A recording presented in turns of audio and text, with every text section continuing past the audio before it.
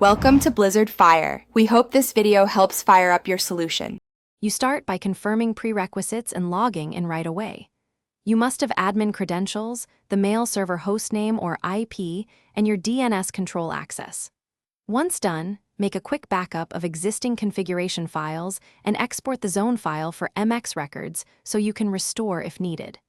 Make sure to choose the correct access method, control panel, SSH, or provider API, because that determines the exact settings menu you'll modify next. You now modify core server settings step by step. First, change SMTP and AMAP/POP ports and set authentication to a secure method.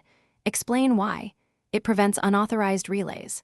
Next, install or renew TLS certificates and tighten cipher suites to improve transport security.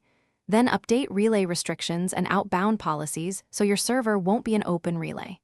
Finally, adjust mailbox storage paths, set quotas, and fine-tune spam thresholds to keep delivery reliable and predictable for users. You finish by updating DNS and thoroughly testing changes. Change MX and publish SBF, DKIM, and DMARC entries, reducing TTL first so corrections propagate quickly. That helps revert if needed. Then run live tests. Telnet to SMTP, open SSL handshake for TLS, MX lookups, and send test messages to confirm inbound and outbound flow. Once satisfied, return TTL to normal, monitor logs for errors, and keep your rollback plan handy.